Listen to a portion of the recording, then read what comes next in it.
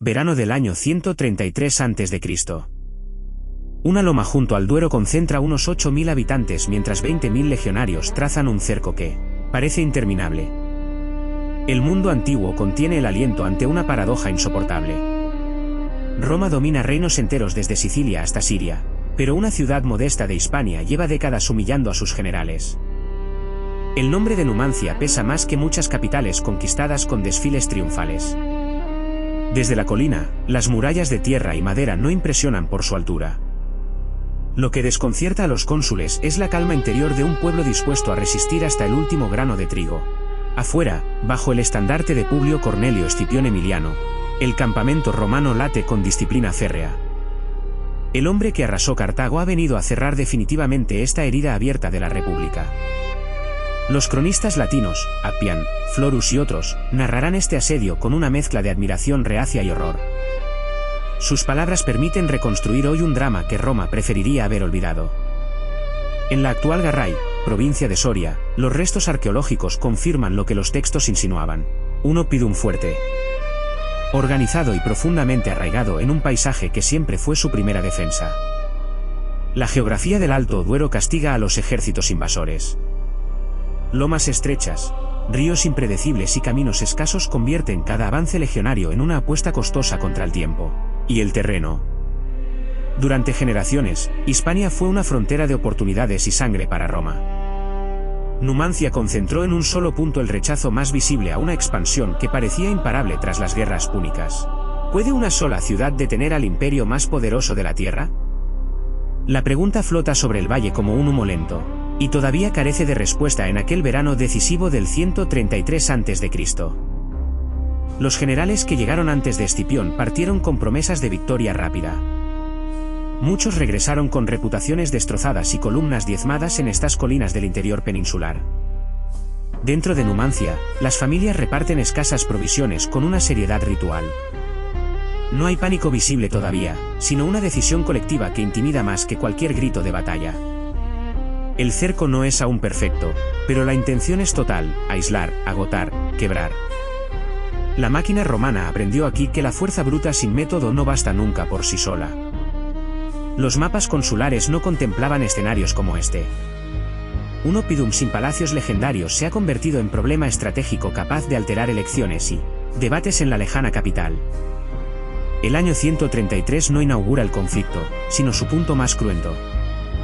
Roma ha decidido que Numancia debe desaparecer, aunque el precio sea una guerra de exterminio lenta y paciente. En las cocinas comunitarias, el agua se mide al milímetro y el pan se parte sin desperdicio. Cada gesto cotidiano adquiere peso dramático cuando la supervivencia depende de cálculos invisibles. Los soldados romanos entonan cantos al caer la noche, pero los veteranos callan. Saben que frente a ellos hay un pueblo que pelea como si la rendición fuera peor que la muerte.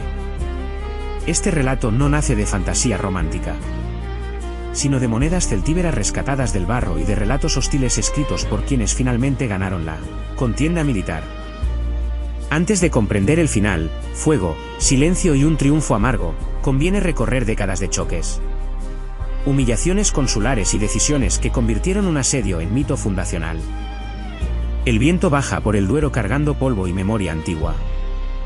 Numancia aguarda en su loma, Escipión calcula en su tienda. Y la República se dispone a presenciar uno de sus episodios más desgarradores. La paradoja numantina desafía la lógica imperial.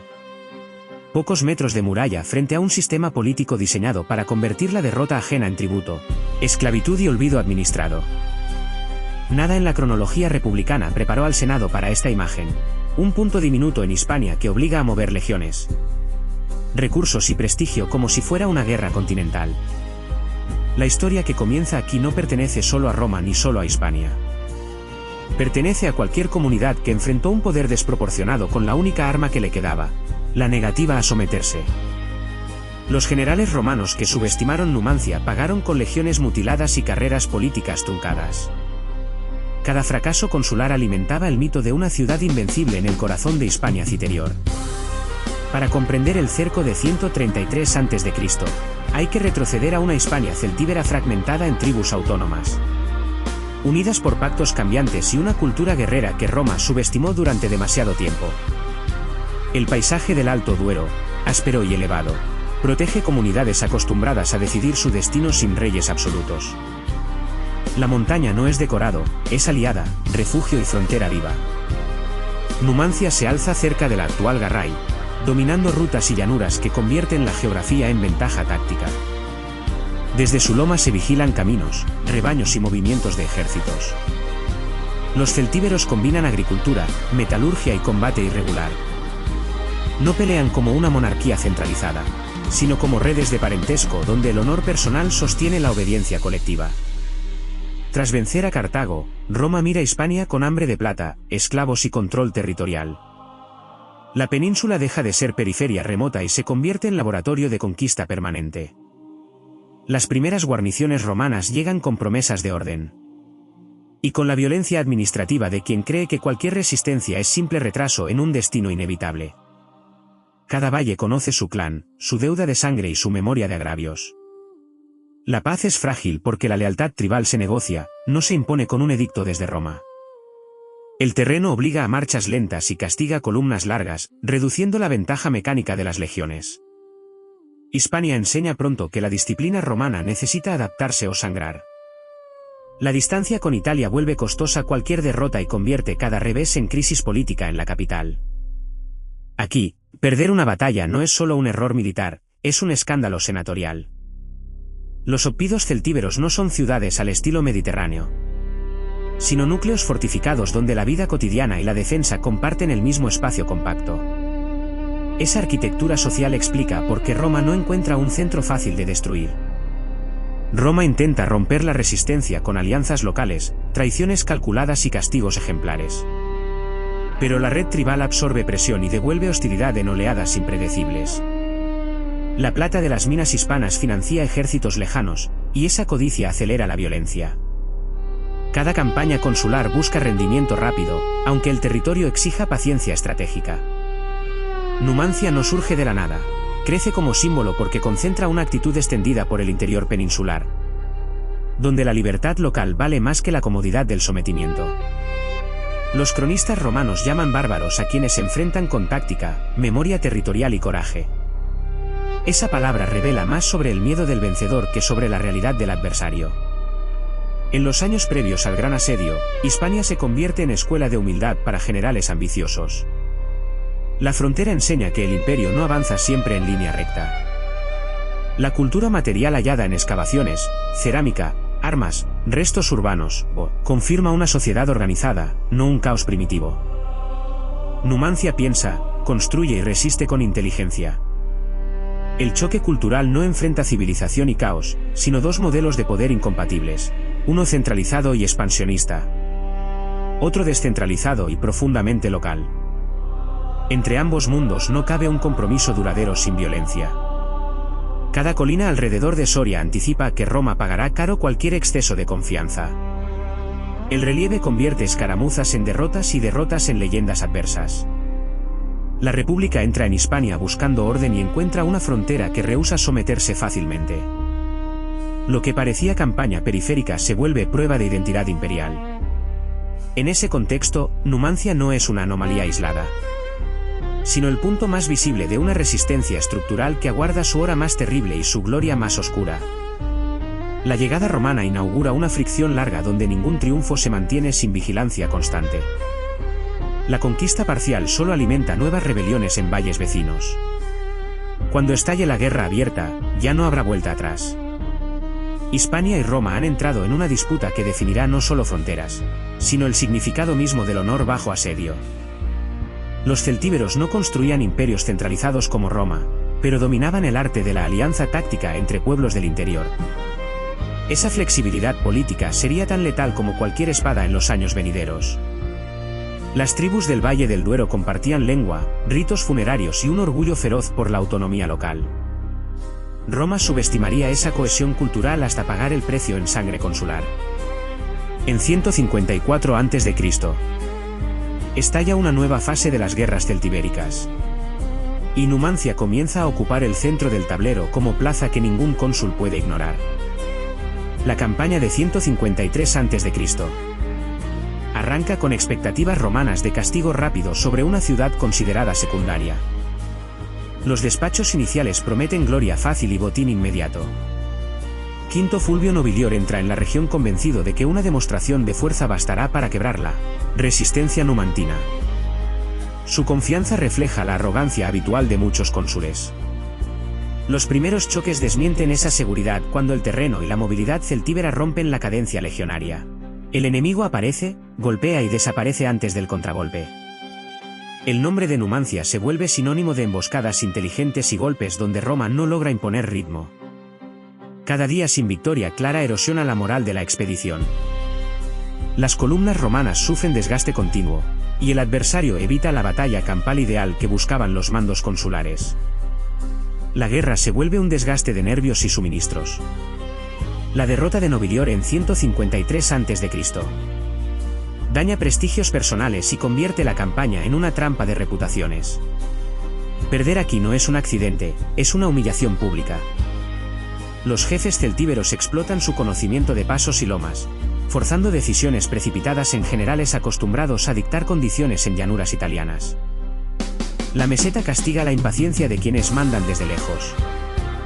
La logística se resiente, cada convoy atacado demuestra que la campaña no puede sostenerse con planes estándar. El hambre y el miedo empiezan a caminar junto a las legiones. Los soldados comentan en voz baja que luchar aquí exige nervios de hierro, porque el frente surge y se disuelve sin aviso. La guerra deja de parecer conquista y empieza a parecer pesadilla. En Roma, la noticia de cónsules frenados por una ciudad modesta alimenta críticas y ansiedad política.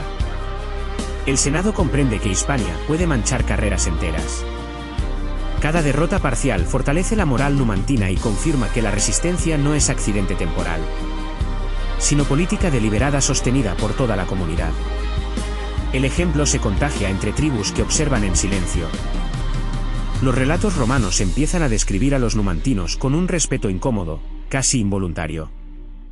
Admitir valor en el enemigo es peligroso cuando el imperio necesita parecer invencible. La guerra cambia de tono cuando Roma entiende que su adversario no pelea bajo reglas previsibles. Aquí, la victoria exige aprender el territorio como si fuera un idioma nuevo. El año 153 a.C. queda marcado como advertencia temprana: Numancia no será una conquista ordinaria. Esa lección, ignorada demasiado a menudo, volverá en forma de catástrofe consular. Las legiones aprenden que perseguir sombras en la meseta castellana consume hombres y tiempo, dos recursos que Roma posee en teoría, pero no siempre en la práctica hispana. El conflicto deja de ser campaña periférica y pasa a problema de Estado para la República. Cada nuevo cónsul llega con promesas renovadas y repite errores antiguos. La reputación de invencibilidad romana recibe aquí una herida que tardará en cerrarse. En Hispania, el mito imperial tropieza con barro, piedra y voluntad colectiva. Mientras tanto, Numancia consolida su prestigio entre tribus vecinas. La ciudad se convierte en faro de resistencia, aunque ese brillo atraiga también la atención fatal de Roma. Así nace una cadena de reveses que prepara el gran enfrentamiento de la década siguiente. Cada cónsul derrotado alimenta la leyenda numantina y la furia senatorial. Roma puede reemplazar generales, pero no borrar la memoria de sus tropiezos. En el Alto Duero, la historia ya se escribe en sentido contrario al guión imperial. Las guerras celtibéricas han mostrado su rostro más duro. Lo peor aún no ha llegado, pero la semilla está plantada. Roma no perdonará a quien la haya hecho parecer vulnerable. Quinto Fulvio Nobilior llegó con elefantes de guerra y confianza de cónsul victorioso. Los numantinos, sin embargo, convirtieron el terreno en trampa y obligaron a la retirada romana en una de las mayores vergüenzas militares del siglo.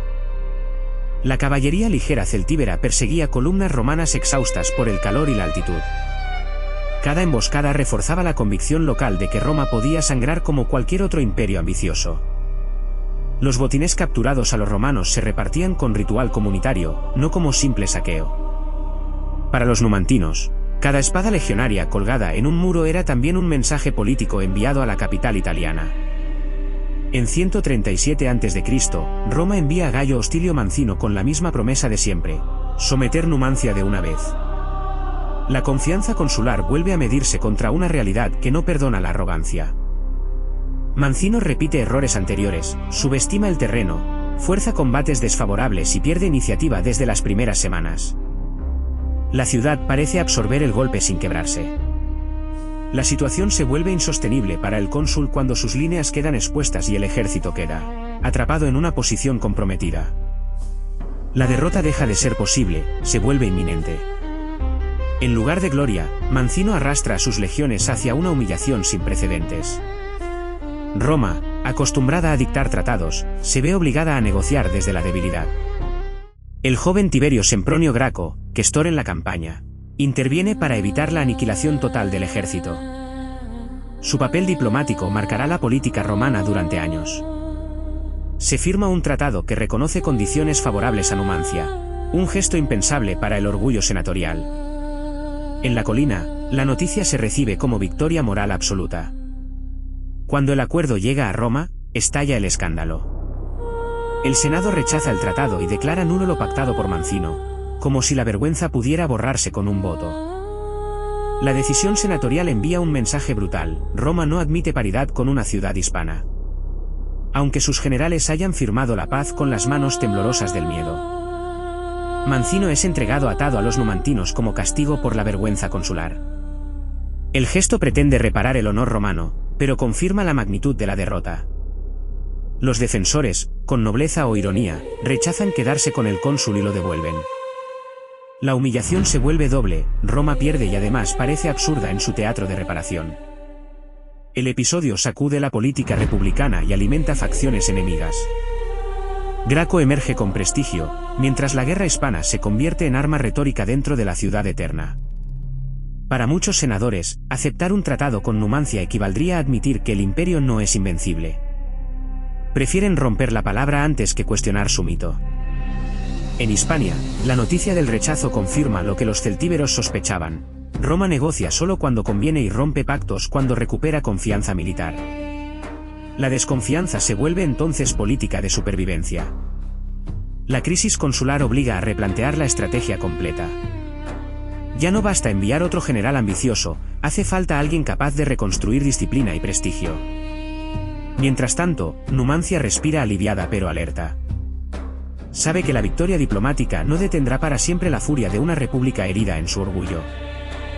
Los cronistas registrarán el episodio como una de las mayores vergüenzas militares del siglo II a.C. La palabra Numancia empieza a sonar en Roma como sinónimo de maldición consular. El Senado en crisis revela una fractura más profunda. Entre la realidad de las fronteras y la fantasía de dominio total hay un abismo que Hispania agranda con cada campaña fallida. Graco comprende que la guerra no es solo combate, sino narrativa política. Salvar un ejército puede salvar vidas, pero también puede costar carreras en una ciudad hambrienta de triunfos limpios. La humillación de Mancino enseña a Roma una lección amarga: subestimar Numancia tiene consecuencias públicas. A partir de aquí, la paciencia imperial se agota peligrosamente. En las tabernas de la capital, soldados y ciudadanos murmuran sobre Hispania como un pantano de ambiciones rotas. Nadie quiere el mando allí, pero alguien tendrá que ir. La ciudad del Duero, por su parte, ha probado que puede vencer sin destruir Roma. Solo necesitó resistir lo suficiente para obligar al imperio a negociar desde la vergüenza.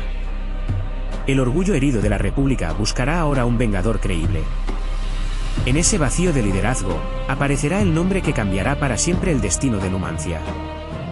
El Senado romano debatía con amargura si Hispania merecía otro ejército completo o si convenía negociar con pueblos que parecían indomables. La vergüenza pública empujaba hacia la guerra total. Mientras tanto, en Numancia, los vencedores locales no celebraban con arrogancia ostentosa. Reforzaban almacenes, reparaban empalizadas y preparaban el siguiente encuentro con la paciencia de quien conoce su terreno. En 134 a.C., Roma elige cónsul a un hombre con pedigrí. Disciplina y fama de terminador de guerras imposibles, Publio Cornelio Escipión Emiliano, el africano el joven. Escipión no llega como un general más.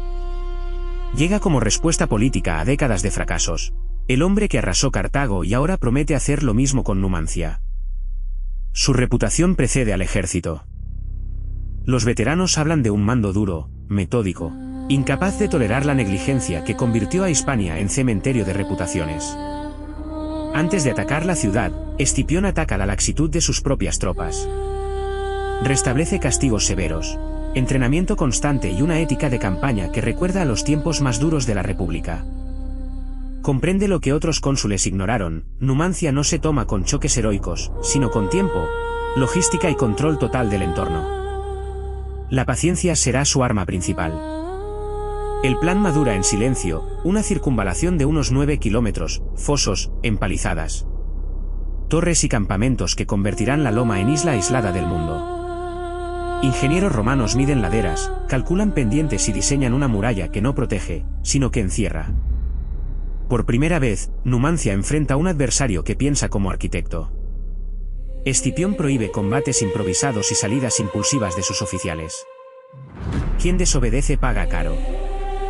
La disciplina no es moral aquí, es supervivencia institucional. Bajo ese rigor, el asedio deja de ser improvisación heroica. También reorganiza aliados y suministros, creando una red capaz de sostener un asedio largo. Roma por fin trata a Numancia como lo que siempre fue, un conflicto existencial de prestigio. Dentro de la ciudad, los jefes observan las primeras obras desde la muralla y comprenden la novedad del peligro. Ya no bastará la valentía, hará falta aguantar el tiempo. El bloqueo no apunta solo a hombres, sino a esperanza. Escipión quiere que la ciudad entienda, lentamente, que ningún refuerzo llegará y que el horizonte ha desaparecido. Los rumores en Roma presentan la campaña como inevitable conclusión de una anomalía histórica. Pero en el Duero, los numantinos saben que aún pueden convertir la resistencia en legado. Escipión evita repetir la arrogancia de Mancino o Nobilior. Estudia los errores previos como textos sagrados de cautela y los convierte en reglas de hierro para su Estado Mayor. La maquinaria romana comienza a cerrarse alrededor de la colina con una lentitud terrible. Cada palizada levantada es un mensaje: esta vez Roma ha venido a terminar la cuenta. Los campamentos fortificados multiplican puntos de control y cortan cualquier intento de fuga o abastecimiento. Numancia deja de ser ciudad abierta al valle y se convierte en presidio. El general africano no promete gloria rápida a sus hombres, sino trabajo sucio y constante. Esa honestidad brutal paradójicamente eleva la moral de las legiones. Para los defensores, el nombre Escipión pesa como presagio. Saben que enfrentan al estratega que convirtió la resistencia cartaginesa en ceniza y memoria cautiva. El miedo es racional, no supersticioso. La pregunta ya no es si Roma atacará con fuerza, sino si Numancia resistirá lo suficiente para transformar su caída en un relato que sobreviva al vencedor.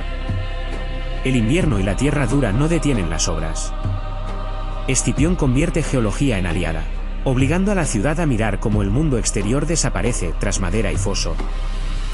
Roma por fin aplica contra Numancia la misma lógica que destruyó ciudades mediterráneas: aislamiento total, presión psicológica y destrucción de alternativas políticas. La ciudad entra así en una cámara de asfixia calculada. La llegada de Escipión no garantiza victoria inmediata, pero cambia las reglas del juego.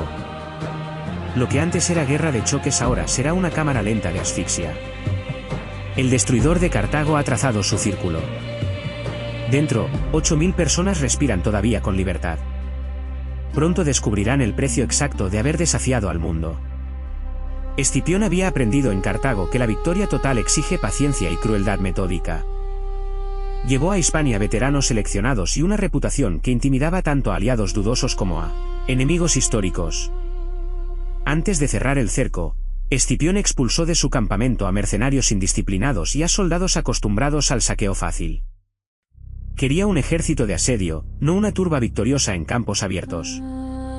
Los aliados hispanos que habían combatido junto a Roma observaban con cautela al nuevo cónsul. Sabían que su llegada significaba fin de concesiones diplomáticas y comienzo de una guerra de exterminio lenta. Cuando la circunvalación se cierra, Numancia queda separada del valle como un barco atrapado en hielo.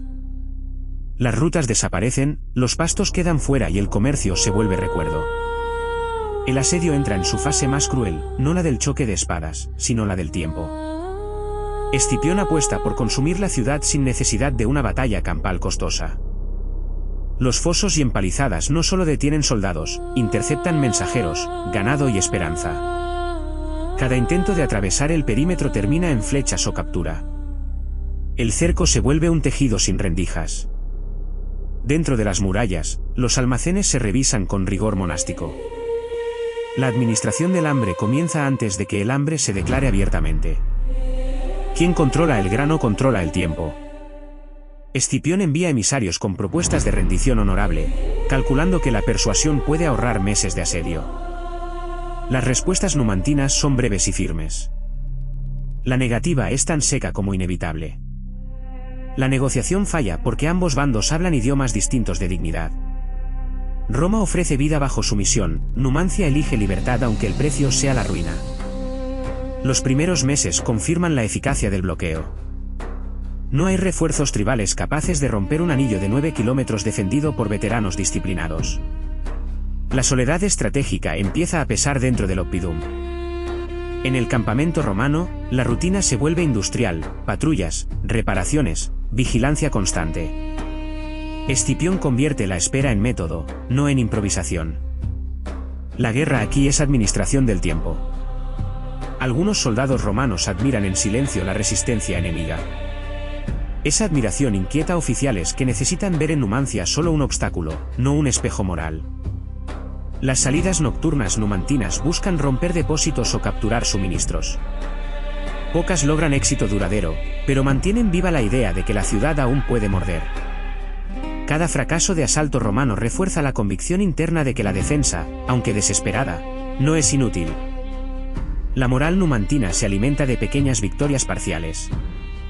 Escipión responde endureciendo controles y castigando negligencias. Aprende rápido que un cerco solo es tan fuerte como la atención diaria de quien lo custodia. Un solo descuido podría reabrir la herida. El verano avanza y el calor agrava la escasez dentro de la ciudad. El agua aún fluye, pero el trigo se vuelve más valioso que cualquier arma guardada en arsenales.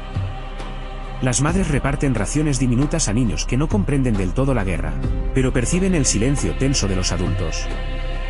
La infancia queda suspendida en el asedio. Roma celebra desde lejos noticias optimistas, aunque Escipión evita proclamar victoria prematura. Sabe que Numancia puede resistir más de lo que la propaganda senatorial admite. La jaula de piedra y madera funciona como prometía, reduce opciones. Agota recursos y convierte cada día en una negociación con la muerte. Nadie entra, nadie sale. Los ancianos recuerdan tiempos de pactos y treguas, pero comprenden que esta Roma no negocia en igualdad. Solo queda resistir hasta donde la dignidad lo permita. Un segundo intento diplomático fracasa igual que el primero. Las palabras ya no circulan entre muros y campamentos, circula solo la certeza de un final inevitable. Escipión observa la ciudad como quien estudia una fortaleza cerrada con llave. No necesita prisa, necesita certeza. El tiempo, por fin, parece aliado romano. Esa paciencia resulta más temible que cualquier asalto. En los muros, las centinelas vigilan un horizonte que ya no ofrece mercaderes ni aliados. Solo 20.000 enemigos y un silencio que pesa más que las piedras. La ciudad respira todavía, pero cada amanecer llega más delgada. La jaula está cerrada, la negociación ha muerto y el asedio entra en su fase de verdad desnuda. Lo peor no ha ocurrido aún, pero ya es visible en los rostros.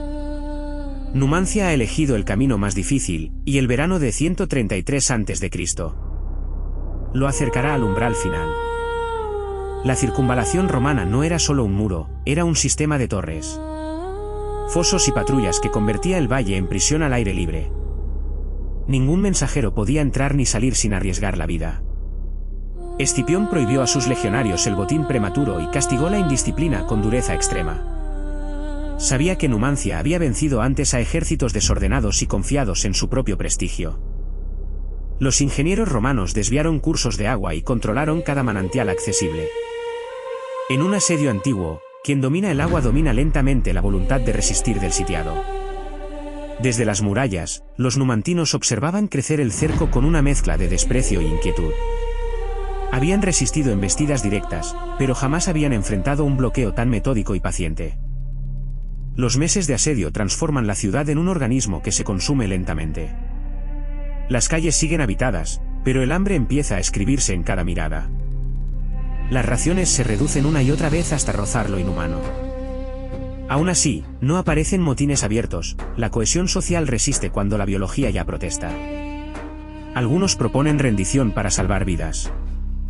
Otros responden que vivir sin libertad sería otra forma de muerte. El debate interno es tan feroz como cualquier combate. Escipión espera que el hambre haga su trabajo sin exponer legiones a asaltos frontales. La estrategia es fría, eficiente y profundamente moderna en su crueldad calculada. Una salida desesperada intenta romper el cerco y buscar ayuda tribal. Los jinetes parten de noche, pero el anillo romano detecta movimientos y responde con dureza. Pocos regresan con noticias útiles. La mayoría cae o es capturada, confirmando que la ciudad está aislada del mundo celtíbero que alguna vez la inspiró. Aún así, pequeños grupos organizan incursiones para quemar almacenes romanos o robar provisiones. Son victorias mínimas, pero alimentan la narrativa de resistencia activa. Cada chispa mantiene viva la dignidad colectiva. Los heridos ya no tienen medicinas suficientes. Las enfermerías improvisadas funcionan con agua caliente, hierbas y una fe obstinada en sobrevivir un día más. La ciencia del dolor se vuelve cotidiana.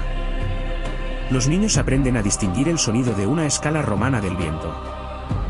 La guerra se filtra en la infancia como lenguaje cotidiano de miedo y orgullo. En el campamento enemigo, algunos legionarios murmuran que nunca han visto resistencia semejante. Escipión castiga la indulgencia, compasión aquí se confunde con debilidad táctica. La empatía se declara traición. La escasez obliga a comer lo impensable, pieles, hierbas amargas, restos que antes se desecharían. El cuerpo se adapta, pero el alma registra cada humillación impuesta por el hambre. A pesar de todo, los muros se reparan cada noche. La ciudad actúa como un solo cuerpo herido que aún se niega a caer sin dignidad. Los jefes numantinos recorren calles estrechas hablando con calma, no con euforia. Saben que la resistencia ya no busca victoria militar, sino ejemplo histórico. Ese ejemplo ya empieza a escribirse. Otro intento de negociación envía mensaje a Escipión, libertad a cambio de rendición. La respuesta romana es seca, solo sumisión incondicional, sin honores. La puerta diplomática queda cerrada para siempre. La propuesta insulta la memoria de décadas de lucha. Rechazarla confirma que Numancia prefiere el abismo a vivir como trofeo del Senado. La decisión es política y existencial a la vez. El verano avanza y el calor convierte la ciudad en horno. El hambre y la sed multiplican enfermedades, pero no aparece el colapso social que Escipión aguardaba. Los sacerdotes y ancianos mantienen rituales discretos, como si la continuidad sagrada pudiera sostener un pueblo al borde del abismo material. La fe acompaña al hambre como último vínculo. Una nueva salida nocturna casi alcanza la línea romana, pero las reservas del general cierran el hueco. La esperanza vuelve a sangrar en la oscuridad. Escipión comprende que la ciudad no se rendirá por agotamiento pasivo. Habrá que esperar el colapso final o forzarlo con un golpe decisivo. El desenlace se acerca con lógica implacable. Dentro de Numancia, la gente ya no habla de primavera. Habla de cuánto puede resistir el cuerpo colectivo antes de que la historia exija la última decisión. La agonía no destruye el coraje, lo redefine. Ya no es coraje de victoria, sino de permanecer fiel a sí mismo cuando todo lo demás se desmorona. Los meses han convertido la resistencia en epopeya silenciosa. El final se acerca, y Numancia aún no ha dicho su última palabra. Esa palabra será de fuego y memoria. Las reservas de cereal fueron calculándose escena a escena en la memoria colectiva del Oppidum. Cada ración reducida era un recordatorio silencioso de que el tiempo jugaba ahora del lado del enemigo. Algunas fuentes antiguas insinúan episodios de desesperación extrema, incluidos rumores de canibalismo. La historiografía moderna los discute con cautela, pero todos coinciden en un hambre devastadora. Los ancianos de la ciudad debatían si enviar emisarios o resistir sin palabras. Cada opción parecía traicionar a alguien, a los vivos que pedían paz o a los muertos que habían caído por la libertad. Pequeños grupos intentaron romper el cerco de noche, aprovechando la oscuridad y el conocimiento de senderos ocultos. La mayoría fue interceptada antes de alcanzar las colinas vecinas donde aguardaban posibles aliados. El verano de 133 a.C. llega como sentencia. La ciudad apenas puede sostener guardias en la muralla, pero aún organiza salidas que demuestran una voluntad que desafía la biología. Una de las últimas sortidas intenta romper el cerco con furia acumulada durante meses. Por instantes parece posible, pero las reservas romanas sellan cada brecha con frialdad profesional. Los supervivientes regresan disminuidos, arrastrando heridos y silencio. Ya no hay ilusión táctica, solo queda decidir cómo caer sin entregar el alma al vencedor. La derrota militar deja paso a la elección moral. En consejo de urgencia, los jefes comprenden que Escipión no ofrecerá términos honorables.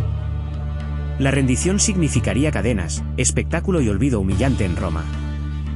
Prefieren entonces escribir un final propio. La tradición posterior hablará de una decisión colectiva extrema: preferir la muerte elegida antes que la vida en esclavitud. El relato es terrible y deliberadamente soberano. Las casas comienzan a arder desde dentro, no por proyectiles romanos, sino por manos propias que destruyen el hogar antes de que otro lo posea. El humo denso cubre la loma y confunde a las legiones, que avanzan con cautela ante un escenario más cercano al sacrificio que a la rendición clásica. Los relatos antiguos mencionan muerte masiva de hombres, mujeres y ancianos, en un acto final que conmociona incluso a soldados entrenados para la crueldad. La escala del horror trasciende la propaganda. Escipión entra en una ciudad ya devastada por sus propios habitantes. La victoria militar llega cuando ya no hay adversario capaz de negociar, solo cenizas y silencio. De unos 8.000 habitantes, apenas sobreviven fragmentos de población capturados en los márgenes del horror. La cifra exacta se debate, pero la escala del desastre no. Los legionarios recorren calles calcinadas con una mezcla de triunfo y incomodidad. Algunos comprenden que han presenciado algo que trasciende una conquista ordinaria. La victoria sabe a ceniza en la boca. Appian y otros autores transmitirán la caída con tono casi trágico, como si Roma hubiera ganado una batalla y perdido una parte de su narrativa de invencibilidad moral. La ciudad que desafió al mundo durante décadas deja de existir como comunidad viva. En su lugar nace inmediatamente otra entidad, el mito de Numancia. Escipión ordena consolidar el control y evitar saqueos desordenados que manchen la victoria. Necesita que Hispania entienda: la resistencia extrema termina en ruina total. El mensaje debe ser claro para futuros rebeldes. El fuego consume techos, almacenes y memoria doméstica. Lo que no puede llevarse en cadenas, los numantinos lo destruyen para que Roma no lo posea. En el Valle del Duero, el silencio posterior es más pesado que el estruendo de la guerra. La caída no se escucha, se siente como ausencia repentina de vida. La pregunta plantada al inicio encuentra respuesta trágica: una ciudad sí puede detener al imperio, pero a costa de su propia existencia. El precio convierte el triunfo en tragedia compartida. Roma obtiene la plaza, el control territorial y el fin de la rebelión visible. Sin embargo, algo en el espíritu de la victoria queda permanentemente mellado. Los pocos cautivos serán moneda de propaganda y esclavitud. Testigos involuntarios de un final que el Senado celebrará como necesario, no como glorioso. Sus rostros desaparecerán en el ruido imperial. El verano de 133 a.C. Cierra la guerra abierta, pero abre otra en la memoria. Numancia muere como ciudad y nace como advertencia para todos los imperios futuros. La última llama se apaga sobre la loma. Lo que permanece no es madera ni piedra, sino una historia que Roma no podrá enterrar del todo. El asedio ha terminado. La epopeya, no. En las cenizas de Numancia hay una lección que todavía arde 20 siglos después. El fuego simbólico nunca se apagó del todo. Cuando las salidas de combate dejaron de tener sentido táctico, el Oppidum se volvió un escenario de decisiones morales imposibles. La muerte en la lucha ya no prometía cambiar el resultado estratégico. Las casas fueron incendiadas por sus propios habitantes para no entregar botín intacto. El humo cubrió el Valle del Duero como un sudario que los legionarios contemplaron desde sus terraplenes.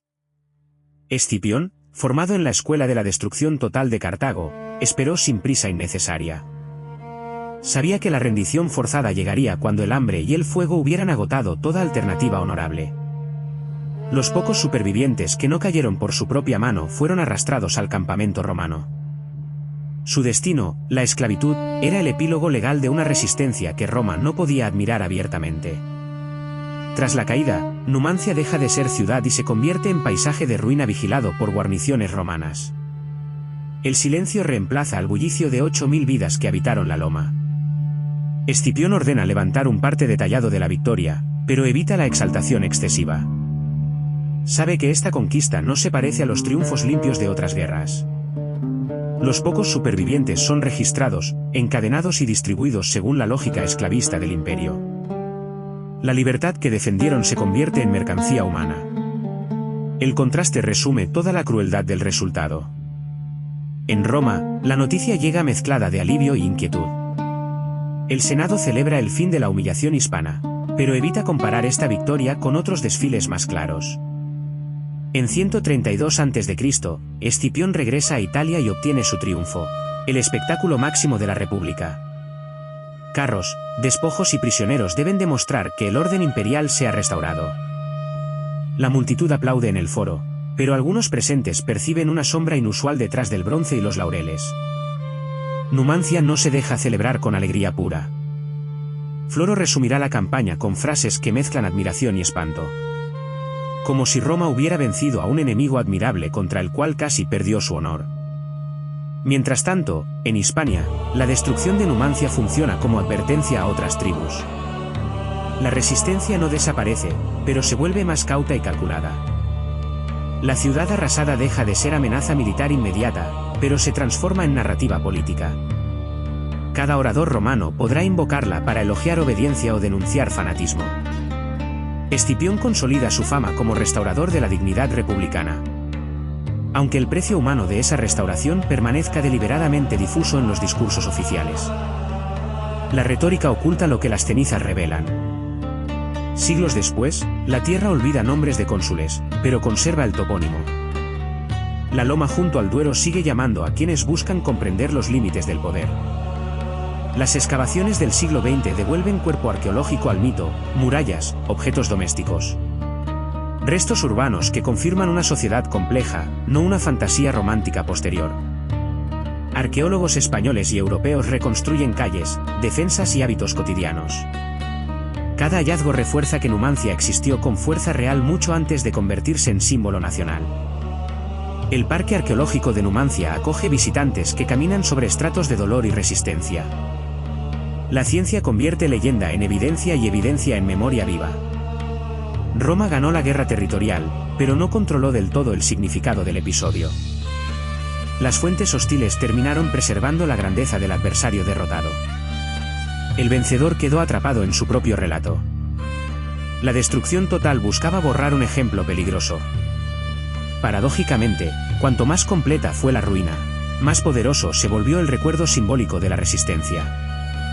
En Hispania, la caída de Numancia no pone fin a los conflictos fronterizos, pero marca un antes y un después en la percepción del coste imperial de la conquista. Los cautivos desaparecen en la maquinaria esclavista del mundo romano, casi sin rastro individual. La historia recuerda a la ciudad, no sus nombres privados. Solo el conjunto permanece en la memoria. El triunfo de Escipión cierra una cuenta militar abierta durante décadas. Sin embargo, abre otra en el terreno moral. ¿Puede llamarse victoria a un triunfo sobre cenizas? Las monedas, crónicas y discursos posteriores convertirán Numancia en advertencia y en orgullo, según quien narre la escena. Esa dualidad nunca se disolverá del todo. La tierra de Soria guarda silencio geológico sobre el horror humano. Bajo el pasto y las piedras reposan capas que la arqueología sigue leyendo con respeto científico. Cenizas y triunfo conviven en el mismo relato. Roma celebra, Numancia desaparece, y sin embargo algo de la ciudad vencida sobrevive en cada fuente que intenta describirla. El botín material fue modesto comparado con el coste de la campaña. Escipión obtuvo gloria política, no riqueza espectacular. La victoria fue moral para Roma y materialmente pobre para el vencedor. Las monedas acuñadas con alusiones al triunfo hispánico circularon como propaganda republicana. En sus leyendas, Numancia quedaba reducida a trofeo, aunque la memoria popular empezaba ya a invertir el relato. Numancia no terminó en 133 a.C.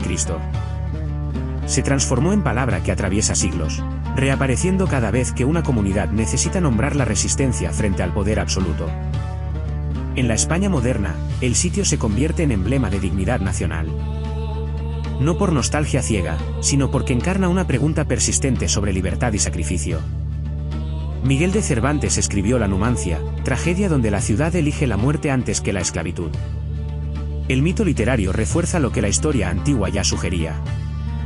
Artistas, historiadores y políticos invocarán el nombre en momentos de crisis, adaptándolo a guerras modernas y debates constitucionales.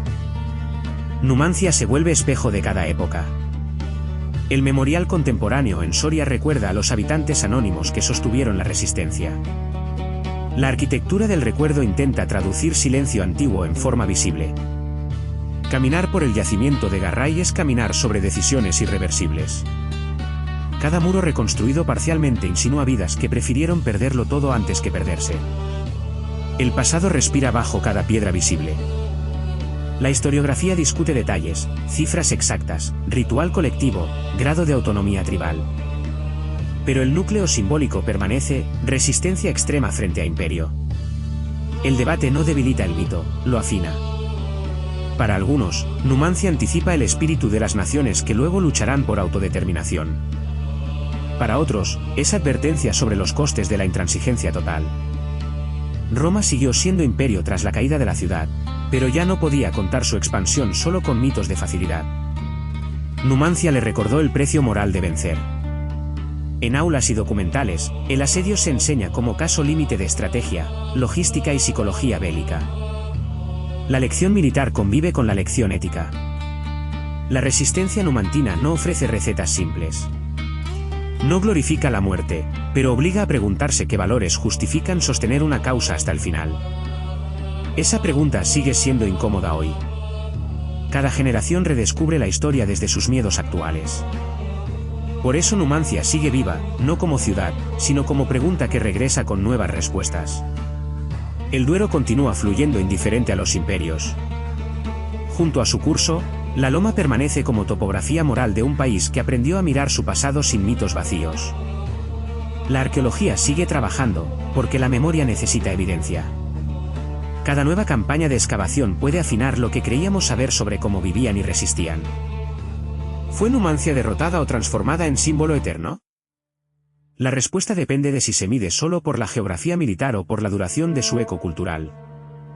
La caída fue real, brutal y definitiva para quienes la vivieron. El legado, en cambio, se abrió paso lentamente, hasta volverse una de las historias fundacionales de la resistencia hispana.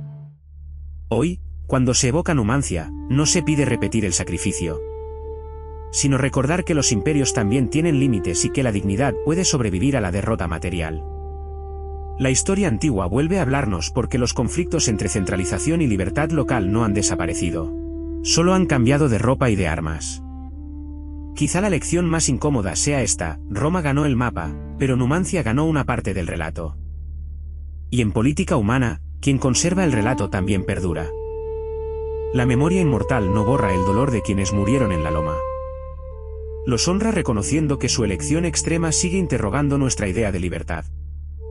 Si esta historia te ha estremecido, comparte en comentarios qué significa hoy resistir con honor. La conversación sobre Numancia no terminó hace 21 siglos, apenas comienza. La rueda imperial gira, los imperios pasan y las ciudades caen. Pero algunas caídas se convierten en faro, y Numancia sigue ardiendo en la memoria de quien sabe escuchar. Miguel de Cervantes, soldado herido en Lepanto, conocía el peso de la derrota y el valor simbólico de resistir. Su Numancia teatral convirtió el sitio en drama moral accesible para siglos de lectores. El monumento a los numantinos en Soria, erigido en el siglo XX. Recuerda que la memoria nacional también se construye con bronce y piedra. Cada visitante reactiva una herida histórica convertida en orgullo.